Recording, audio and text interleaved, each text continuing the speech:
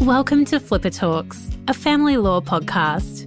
We are Flipper, the Family Law Practitioners Association of Queensland.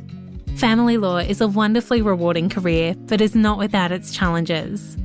Join us as we explore the issues that impact on the practice and well-being of family law practitioners. We hope our episodes will not only inform and inspire you, but encourage you to reach your potential. Enjoy this episode.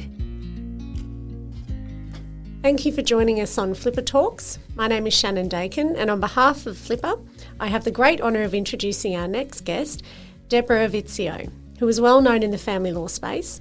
Deb is a nationally accredited mediator, arbitrator, family dispute resolution practitioner, and accredited family law specialist. With almost 30 years' experience in family law exclusively, Deb has a wealth of experience and, as a mediator, has conducted hundreds of mediations in family law, as well as in franchising disputes and estate disputes. Deb has had a number of achievements across her career and worn many hats, but one close to all of our hearts is that Deb was president of FLPA for 2 years in 2011 and 2012. Deb, a very warm welcome to the mic. Thanks for joining us. Thanks, Shannon. Lovely to be here. So, Deb, you ran a successful family law firm representing clients in a broad range of family law matters, and you worked as a mediator and a family lawyer for a number of years. In more recent times, you've focused solely on your mediation work and you have a thriving practice. What inspired you to become a mediator? I love the law in general, and I've always loved litigation, which I think mediators are not supposed to say, but that's the truth for me. But I, again, have been doing this for about 30 years, and I really am looking to do something a little different. And I suppose the court system is not always the best place to get the outcome you need for your clients. So I've always been interested in exploring different avenues. So that's what initially drew me to mediation. And I also think I've got some skills in listening, and I thought that they could come in handy in a mediation practice. Yes, absolutely.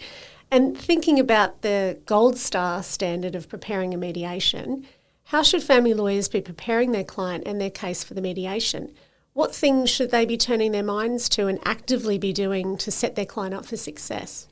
Well, I think you have to approach mediation as you would a court event, and you think about the amount of preparation you put into preparing for court. It's not different at mediation. You're actually trying to get the same outcome in that you're trying to get a resolution, but one that your client can have some involvement in. So really, obviously, slightly different preparation if you're doing a parenting matter to a property matter. With parenting, it's more about, I think, arming your client with the information that they need to be in the best position possible to be making some decisions about whether it makes sense to settle their matter. I always think with parenting, you should come prepared with really how you see the arrangements fitting into the best interests of the children, and having a couple of different alternatives so that you can put those ideas out there and see what sort of feedback you're getting from the other party. The other issue with parenting is really, with your preparation, look at the practicalities of things for the children's lives. I think it's always helpful if, as a lawyer, you've got an understanding of what the particular children's activities are, what they're doing on particular days. I find as a mediator, when you start to talk to parents, it's not unusual that you get sort of a natural routine that comes into play that you can actually tailor around parenting arrangements. Also, from the parent's perspective, it's a good idea to know what your client's routines are like, what their work's like, their flexibility, because again, that can naturally lead to a fairly practical solution for what is best for the kids. And is it with parenting matters, every client is going to have the different issues that are particular to their family that they want to resolve at mediation? In terms of the pre-work before a mediation, do you think it's helpful for people to really get under all those issues with their clients as opposed to on the day a constant shifting of the goalposts with different issues cropping up? Do you think it can work better to have people be upfront about the issues and then exploring ways to address them from the start of the mediation? Yeah, I think as a mediator, it's always obvious when a lawyer has done that pre-work with their client, and rather than just the seat of their pants dealing with it on the day. Yeah. I'm a realist though. Like I'm certainly aware that there are occasions where you don't have the opportunity to have as much of a conference with your client as you would like in the preparation for mediation. So really as a mediator, I just adapt to where you're at with your client. But gold star, I think you said before, gold star is definitely, if you've got the time, do that pre-work first. And I think it puts your client in a much more comfortable position as well. If they're dealing with this concept of mediation, which they're not going to be familiar with, and they're feeling that they're sort of having this discussion for the first time at mediation, it can be a little overwhelming for them. So I think that prep is good for their comfort level. Yep. And in terms of property matters, what are the sorts of issues that you see even before a mediation that start cropping up that you think, oh, okay, this is going to be something that might cause a few roadblocks for these parties? Yeah, well, there's the standard ones, there's disclosure and there's valuations, and they do tend to cause the bulk of the issues at mediation, and they're things that you can easily prepare for beforehand. I've had a number of mediations where people are contacting me sort of the week before and they're saying, we still don't have disclosure, we're going to have to cancel this mediation. My personal view is that you probably don't need to cancel the mediation. It's something that can be dealt with at the mediation, and often when you've got that third party involvement of the mediator, it can make those things happen a lot quickly because you've got a level of accountability to someone other than the other party. And so with family lawyers that are preparing their clients before they even come, are you of the view that it's a good idea to make sure that clients know their best case, worst case, particularly with, say parenting and property matters as well, the range of outcomes that might apply to this, to these facts, and also looking at where that could go wrong for everyone, and so doing some of that pre-work with clients so that, it isn't just left to the day, I guess? Yeah, I think that is an absolute necessity. It's always obvious when a client at mediation is receiving the advice for the first time. And bear in mind, I do make allowances for the fact that a lot of times lawyers have given the advice and the client hasn't really heard it. Yes. And I understand, having been a lawyer and had clients before, how frustrating that is. But I think written advice is the gold star, because really what you're doing in a property mediation is you're really helping your client do a risk assessment as to whether it makes sense to settle on the day of mediation or not. And how do they know if it makes sense to settle if they're not aware of what the likely outcomes might be and the range of outcomes? So if you just think for yourself, like in everyday life, if you turned up to, a doctor's appointment or something like that, and you hadn't done any preparation beforehand, you hadn't, even talked about various things, just how overwhelming that would be in dealing with that. So the written advice, again, as from a lawyer's perspective, is a protection for you as well, yes, to show that you have gone through that, I suppose, process with your client. And when they're dealing with the emotions of a mediation and a full day sort of event, it's a very good written record to confirm that you have really had those discussions with them and talked them through those things. So, and making sure, I suppose, from the client's perspective, when mediation can be as you said, emotional day and very draining, so being pre-armed with some advice that they can consider at their own pace, in their own leisure, rather than hearing it on the day with the mediator there and their lawyer, and just making sure everyone's had that time to consider it. Yeah, definitely. I always, when I speak with parties at the start of a mediation, I do a little bit of digging myself, and just in my introduction with the parties, I talk about, there is no set outcome in relation to this matter. We're talking about a range of outcomes, And really what you're here to do is see if there is a solution possible somewhere in that range of outcomes. So trying to normalise for the clients that it's not an exact science. They're going to have to do some risk analysis for themselves. And I try and simplify it as much as I can because of that emotional factor for them, and just talk to them about you've got this wealth of information available to you on the day of mediation, your legal advisors, the mediator, and you really have to weigh all that information up available to you and come back to the simple question of, does it make sense to settle today?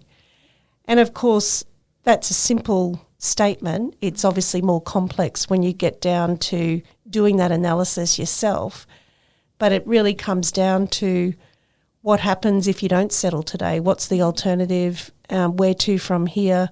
And when you consider that, sometimes the answer is quite clear. Yes, it does make sense to settle today, even if it is something outside the scope of what I was thinking before I came. Yes.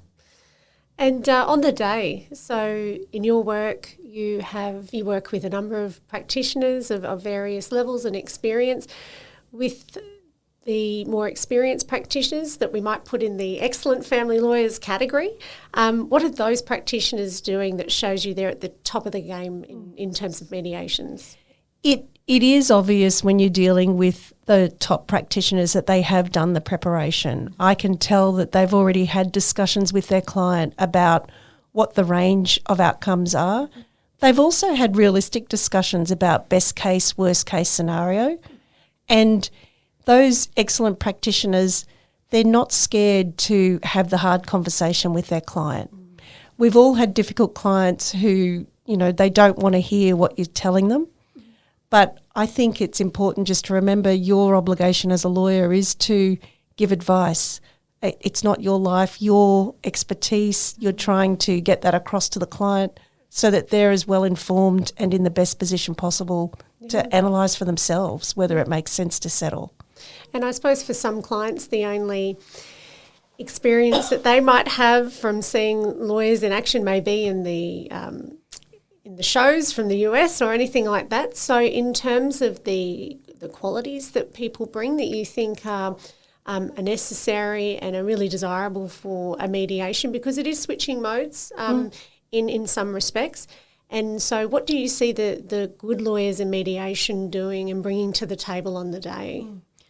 So I think you're right. The popular way of representing lawyers through television shows, it's the litigation because that's the sexy stuff. But I think one of the best qualities that a lawyer can bring to a mediation is the ability to listen and also be respectful to their client. Yes. And that's sometimes difficult because you're obviously doing this every day. You've got that professional expertise and you may be dealing with a client who's emotional and not really hearing you and taking on board what you're saying. Sometimes you actually just have to take a step back and let your client process what you're saying and be respectful to them, acknowledge the emotional trauma they may be going through and just, I suppose, be empathetic. Yes. But not to the extent that you take the client's case on as your own, but just be understanding of what they're going through on the day. I think it makes a big difference. Yeah. And so what are some of the mistakes you see being made during mediations, and how do you see those mistakes working against clients, I guess, in a mediation context? So a couple of mistakes. One is adopting a rigid approach. I've had mediations where you get the lawyer come in and they're really set on this is the outcome. So they're moving away from how we would normally approach something and look at a range, and they've analysed the case themselves based on the information from their client, and they're very fixed on, no, this is the just and equitable outcome. And sometimes there are cases like that where there is sort of a clear, fairly definitive type of outcome, but that's not life. So I think it's a mistake to remain rigid in a mediation without thinking about what the consequence of maintaining that rigidity is. Yes. it's a dynamic process where there's lots of interlocking factors that have an impact on, the success or otherwise of a mediation. So you've got to use all your people skills continually on the day of mediation and read the room. And rigidity is really difficult to address sometimes, and what it does is it tends to make your opponent adopt a rigid stance as well. And then if that means we've got a Mexican standoff, then what's the benefit to your client of not having it resolved? And even if you know that you're making a compromise that the court may not necessarily impose upon you, still look at the big picture and look at, is that still a worthwhile compromise to make? Yes. One of the other mistakes is getting caught up on the figures. I've had lawyers sometimes say, this is, I could not let my client settle under 50% for this matter. Again, you look at that language, I could not let my client, well, it's not up to you to let your client do anything. You're there to give advice to your client and to let them make the decision for themselves. It's just if you get that fixated sort of view of things, it can mean the matter won't resolve, which, again, depending on the offers you're getting from the other side, may be the right result. But just be aware of what the consequence is for your client, how they're going to come up with the money, whether they're going to be better off in the end. Even if they win the principal argument, are they actually going to be in a better economic position afterwards? Yes. And turning now to the qualities of a mediator, so you yourself over a number of years as a solicitor have worked with many mediators. What do you see as the top things that family lawyers should be looking for in their mediators? I think general respect for people. I think it's important. It's you're asking someone to be with your client the whole day. So you want your client to feel as comfortable as possible. And that doesn't mean you want the mediator to be telling them what they want to hear. Any good mediator is going to test your client, but they're going to do it in a respectful way. There's also the skill of listening. Everybody's different. Every human being has different qualities. But you do have to do a lot of listening as a mediator, and you have to bite your tongue. And some people can do that better than others. But I spent a lot of time biting my tongue and sort of thinking, oh, gosh, I can see the solution. This is so simple. But you actually have to go on that journey first before coming up with that solution. So listening, empathy, they're really important qualities for a mediator. I think also technical knowledge. Yes. A lot of people get comfort from having a mediator do a bit of a talk through their issues, a bit of reality testing, obviously not giving legal advice, but analysing the case with them and with their legal advisor so that they can have some level of reassurance. Okay, these are some issues that I might have to face if this doesn't resolve and I have to go to a court. These are some of the evidentiary issues that I may have a problem with. So that technical know-how comes in really handy as well. Yeah, absolutely. And so finally, do you have any advice for anyone who's considering taking the plunge and becoming a mediator or a family dispute resolution practitioner? I think for me, what was a really good starting ground for me is I did a lot of legal aid mediations. So they're very structured. I'm assuming they're the same. I haven't done them for a number of years, but really limited in time. I think it's 4 hours. And legal aid does some training with their mediators as well, and they have a very standardised way of conducting their mediations. And they also do some co-mediations. So I thought that was a really good starting point for me. It's if you are thinking of being a mediator, some of the training is really good just in your everyday practice as well, not just as a mediator. I did the training through QUT, which all mediation training is very hands-on.